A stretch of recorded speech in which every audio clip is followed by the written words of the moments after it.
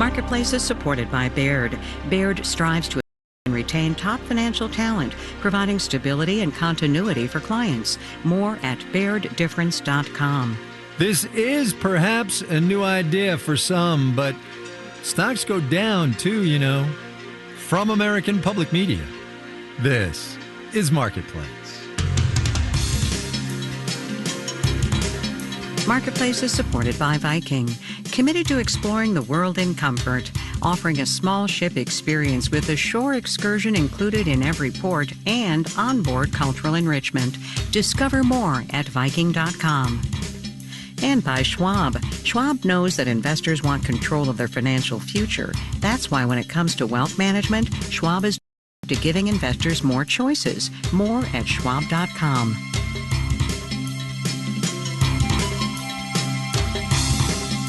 In Los Angeles, I'm Kai Ryssdal. It is Thursday today. This one is the 13th of November. Good as always to have you along, everybody.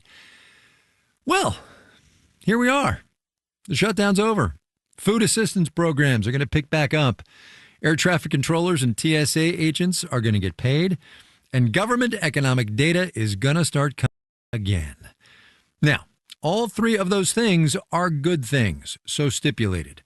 But should you be looking for a reason or three that Wall Street went belly up today, I would offer the prospect that the government economic data we are getting set to start getting again maybe ain't going to be so good. That anticipated weakness, by the by, is also contributing to a dawning realization that maybe the Federal Reserve is going to decide that it's not going to cut rates come its December meeting. I mention all of that as a way to get to this. Had the shutdown not happened, the Bureau of Labor Statistics would have released the October Consumer Price Index today. It didn't, obviously. And in point of fact, even as the BLS gets back to work today, some data might be lost and gone forever. Marketplace's Carlia Javier gets us going. Skipping the October numbers might be the Bureau's only option, says Jesse Rothstein at the University of California, Berkeley, and a former Department of Labor economist. Unfortunately, there's not really a way to make up for data that wasn't collected in October. You can't really go to a store and look at the shelf and figure out what the price would have been a month ago. He says collecting data takes time. The household survey is one where they call something like 60,000 households each month and ask them a series of questions about how much they've worked and what their labor market experience has been. Obviously, you need a lot of people to make those calls. On top of that, the Bureau was already understaffed after cuts earlier this year, says Erica Groshin at Cornell. She's a former commissioner of the BLS. And so its ability to redirect people, to reassign temporarily, to ask people to do overtime, to, all hands on deck approach, that ability is just definitely reduced. So it's just going to be harder.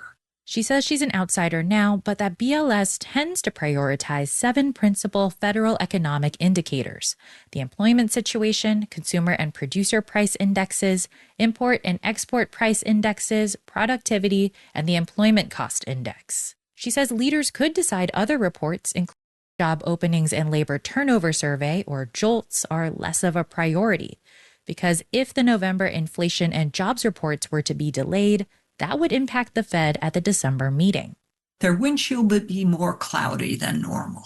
Skipped or delayed data can affect people's everyday lives. Employers use the numbers to make decisions on wages and hiring, says Michelle Evermore at the National Academy of Social Insurance. These data go down to the state, local, sectoral level so that departments of labor and employment agencies can make decisions about how to deliver trainings and how to, help shape the economy on a local level. We reached out to BLS about its priorities as it reopens, but did not hear back by our deadline. I'm Carla Javier for Marketplace. Wall Street today, yeah, forget about it. We'll have the details when we do the numbers.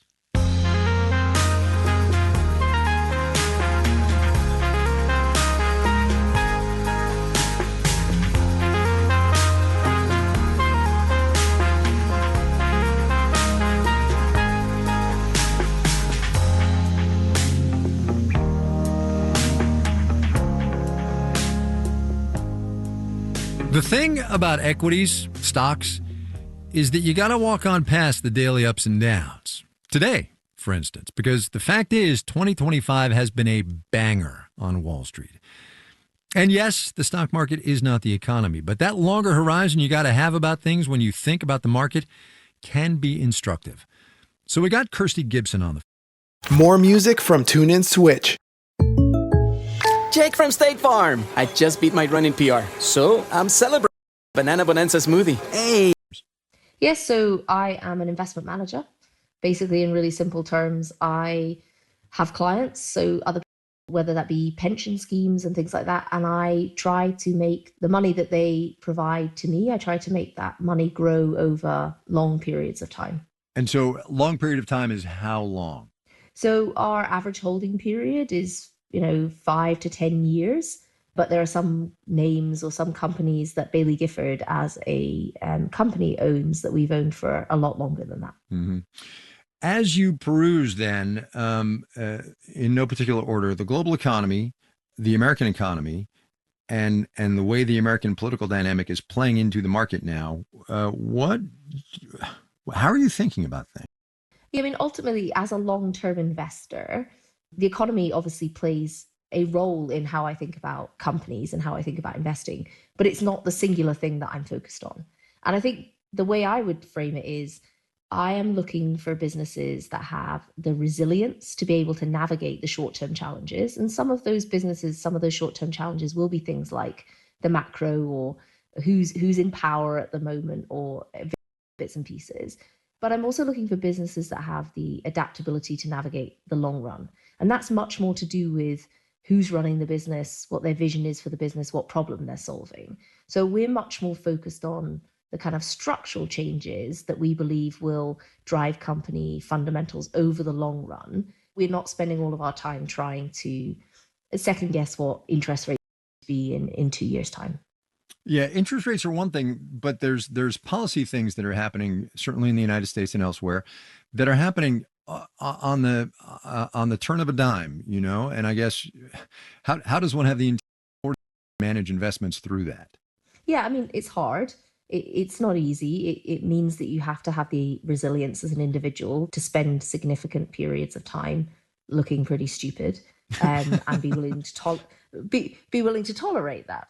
But I think that we know as a firm that when we look back at history and we look at the companies that we have invested in, like they go through these periods of ups and downs in their share prices. And if you're willing to ride out those periods of ups and downs, you can deliver significant returns. And I think that ultimately, like you say, the challenge at the moment is that things can change on a dime. But ultimately, we're looking for companies that we believe are driving structural change, regardless of who is in power. So let's talk about some structural changes. One, and I'll roll a couple off and you tell me what you think about them. One is artificial intelligence. The other one obviously is climate change. There are big systemic things that are happening that are affecting, a 5 or 10 year time horizon like you have.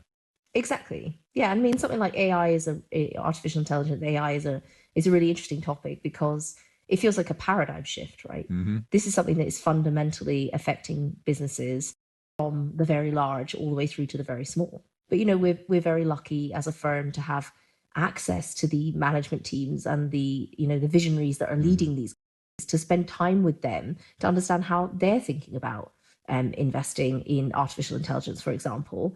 And that helps us to piece together this broader puzzle of how we think the world is changing over a 5 to 10 year view. Not to get all Rumsfeldian on you here, but what are the unknown unknowns out there? Yeah, I mean, one of the challenges that I think at the moment actually is connected to the discussion we just had on artificial intelligence is I think it's really difficult to know exactly what the future of something like the internet is going to look like right now. So, historically, we've had an internet that's based on you as an individual websites and deciding to consume content from them, to make purchases from those websites. What happens if we're all going through an AI or we're using an agent to do our shopping? What does that mean for the underlying companies underneath? And that is an unknown from the point of view that we don't know exactly how that is going to play out. It's all about hypotheses as opposed to certainties. Maybe you're right about AI being in this structural moment here, but what if you're wrong? I mean, we all had the dot-com bust of 2000, and it took a good long while for everyone to get their brains around what the internet could do, Yeah, and I think that we are probably grossly underestimating the potential of artificial intelligence in some areas and potentially overestimating it in others. But like I say, it is a hypothesis. There will be parts of that you get wrong, but there will also be parts of it that you get directionally right. I think the challenge is that people will want certainty, like how is this going to play out? How exactly is this going to happen? And I think you're right that when you look at something like the dot-com bubble, it's easy to draw analogies and say, well, it's like it was last time, etc. But the reality is some of the most successful companies of today were born out of that period of time. It was painful at the time, but those have gone on to flourish and be very successful. What's the monster under your bed? What keeps you up at night?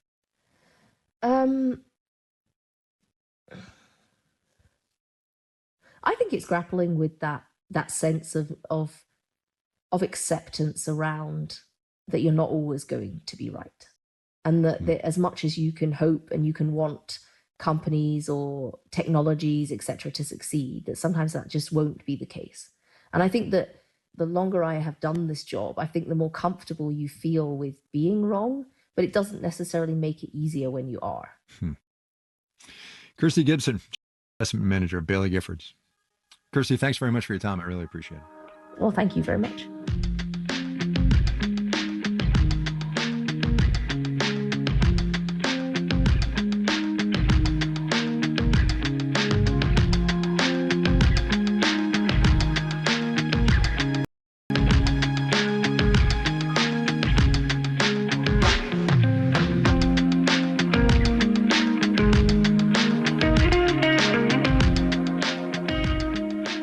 It's been a while, but we are going to return now to our semi-regular series of stories loosely gathered in the file labeled "You Cannot Fight Market Forces."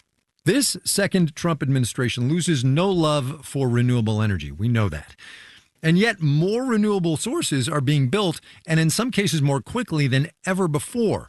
According to the Energy Information Administration, that's part of the Department of Energy, fewer solar developers are reporting delays in bringing their projects online, and just 20% of planned solar capacity is behind schedule. This time last year, that number was 25%. Marketplace's Daniel Ackerman takes it from there.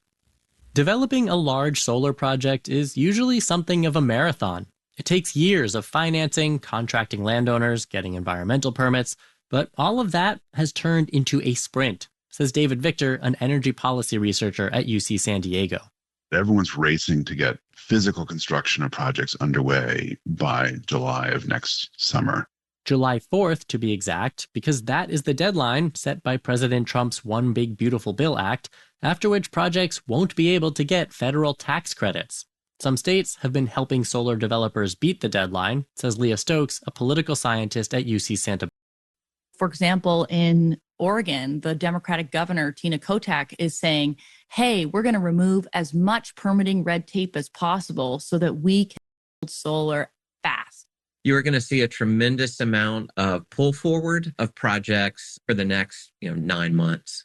Reagan Farr is CEO of Silicon Ranch. That's a solar power provider based in Tennessee. And one challenge he faces in pulling projects forward is that everyone else is doing the same. Right now, there's a very tight market for hiring these construction firms that can get out there and mobilize on the timeline that you need. There's competition for equipment, too. Farr says he was recently at a ribbon cutting for a new transformer factory with a bunch of other power company execs on hand. And they were all there to show support for this transformer manufacturer, but also to help secure slots, because they all need to get their equipment ordered and begun construction. So we're all doing the same thing. The deadlines are unambiguous. But even when the race to July 4th ends, Sarah Mills, an energy researcher at the University of Michigan, still expects plenty more solar projects. There are a number of states that have requirements that the utilities increase the amount of power that they're getting from renewables. And even where that's not the case, in most parts of the country, renewables are the cheapest form of new electricity. So we'll still see renewables in the future. With or without tax credits. I'm Daniel Ackerman for Marketplace.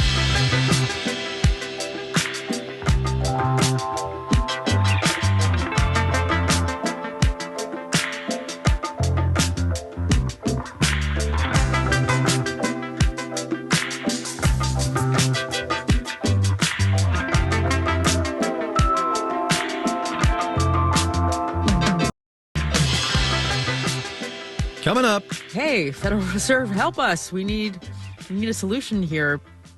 A penny for your thoughts. But first, let's do the numbers. Yeah,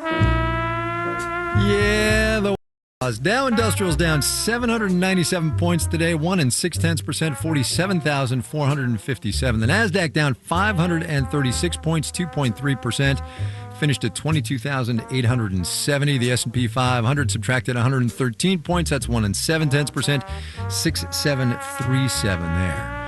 Verizon Communications is the latest major employer to announce layoffs. The company says it's going to cut 15,000 jobs, of course, as a cost-saving measure. That's what they all say. Verizon gained 0.75% today. Dan Ackerman was talking about solar. NextEra Energy dimmed 2.2% today. First Solar dropped 4.1%. Tesla is negotiating with Apple to add CarPlay to its electric vehicles. That's CarPlay to its EVs. Bloomberg's reporting that it's a reversal. Elon Musk pointedly has not included the Apple feature until now. One does wonder what is up with that. You are listening to Marketplace. The Numbers is supported by Odoo.com, your entire business on one platform. Marketplace is supported by Baird. Baird strives to attract and retain top financial professionals, providing stability and continuity of advice for clients across market environments. More information at BairdDifference.com. And by Revenued. Working capital for businesses whose cash flow is holding them back. Revenued approves businesses based on revenue, not credit, with funds approved and available in a day. More at getrevenued.com. And by WSJ Plus, a news bundle that brings together business and finance insights from the Wall Street Journal, MarketWatch, Barron's, and Investors Business Daily, all on one platform, so readers can explore every angle.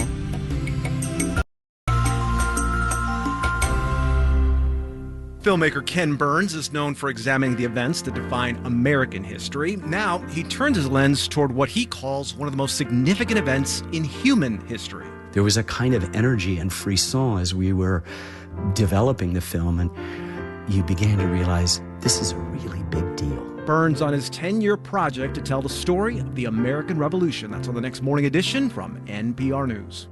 Weekday mornings on WNYC. WNYC is supported by the Public Theater, presenting The Seat of Our Pants, a world premiere musical based on Thornton Wilder's The Skin of Our Teeth, now on stage. More at publictheater.org.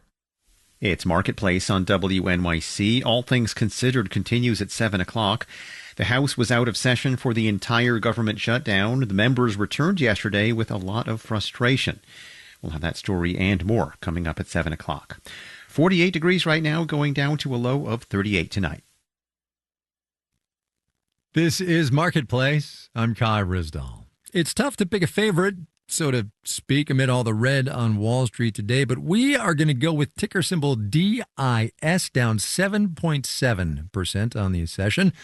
The Walt Disney Company reported earnings this morning. Not great overall. Revenue pretty much flat. Television and movie studios a week. Streaming, though, was a bright spot. Between Hulu and the company's flagship service, Disney Plus, Disney added 3.8 million paid subscribers during the quarter.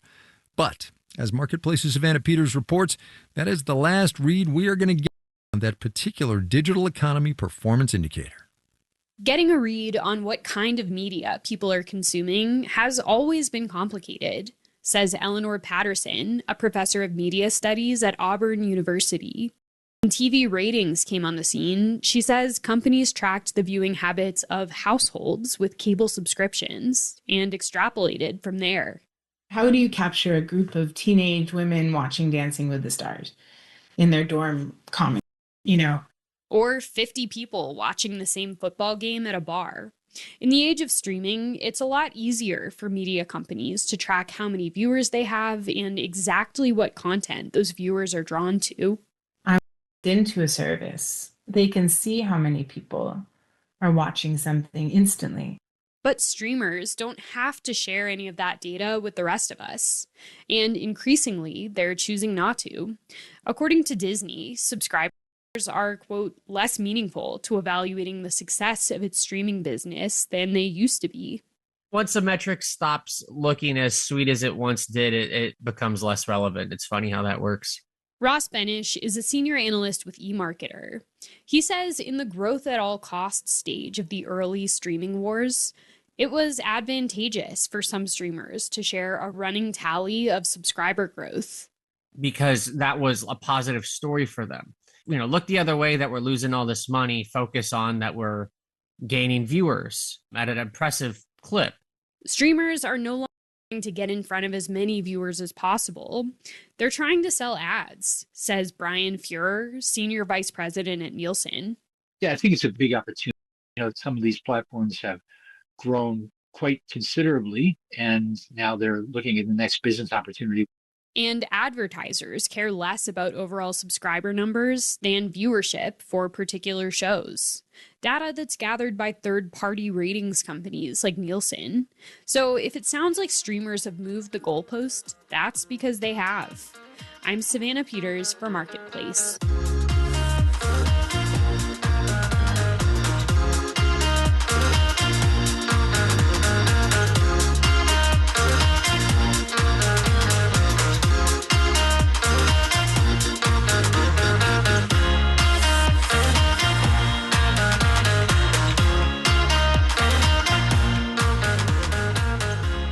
You've surely heard by now that the last penny ever was minted yesterday in Philadelphia.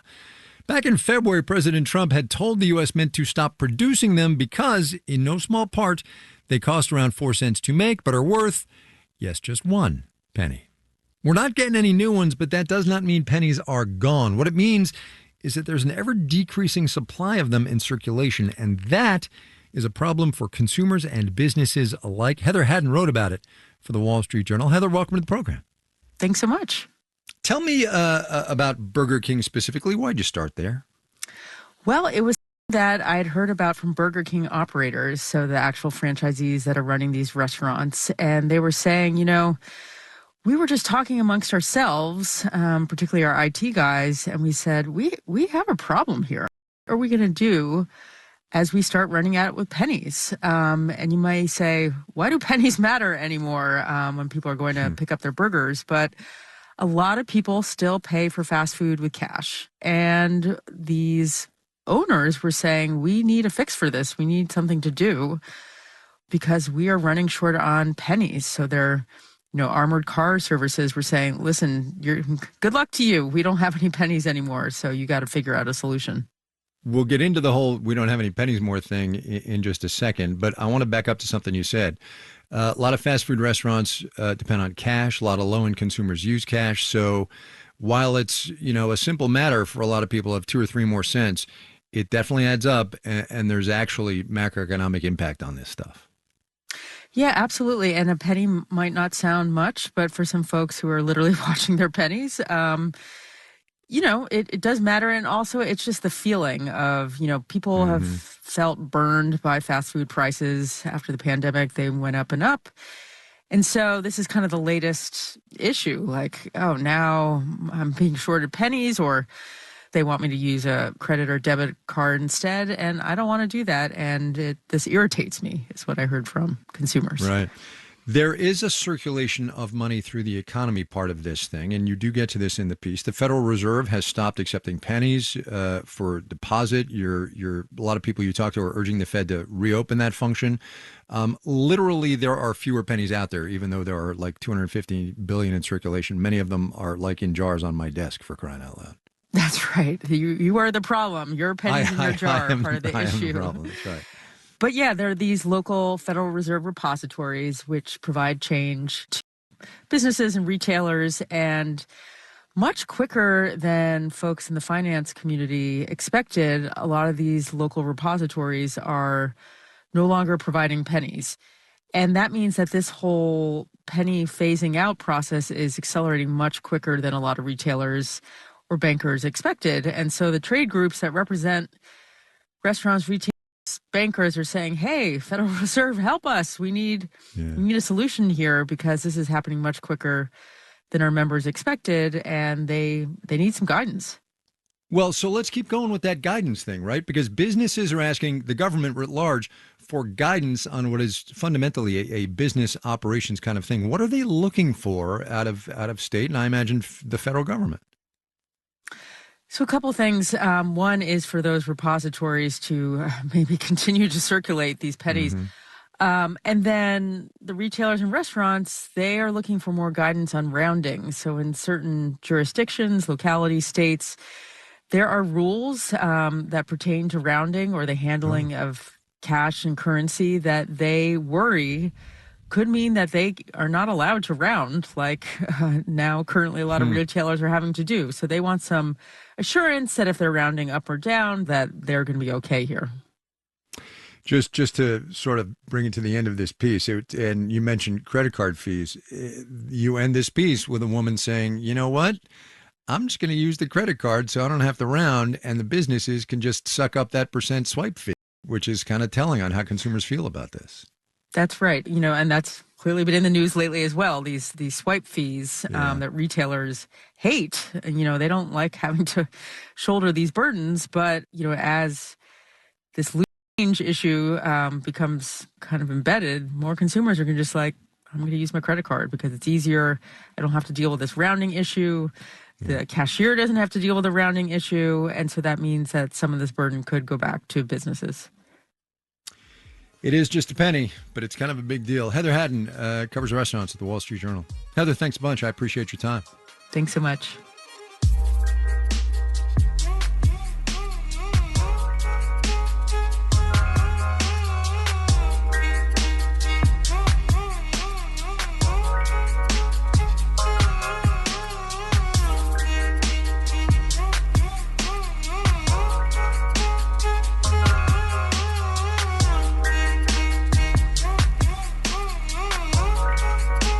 Marketplace is supported by Drexel University, whose cooperative education program provides students with opportunities to explore future careers and gain professional experience before graduation. More at drexel.edu. And by Total Wine and More, offering wines, beers, and spirits for fall celebrations, including Friendsgiving, Thanksgiving, and football. Spirits not sold in Virginia and North Carolina. Drink responsibly. Be 21. This final note on the way out today, a quick 1-2 on housing. First, Intercontinental Exchange, that's the financial services company that owns, among other things, the New York Stock Exchange.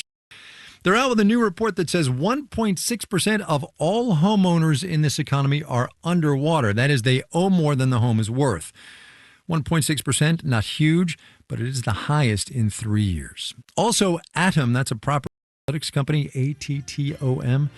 They say new foreclosures were up 6% in October from a month earlier, up 20% year on year. Our daily production team includes Livy Burdett, Andy Corbin, Nicholas Guillon, Maria Hollenhorst, Sarah Leeson, Sean McHenry, and Sophia Terenzio. I'm Kai Risdall. We will see you tomorrow, everybody.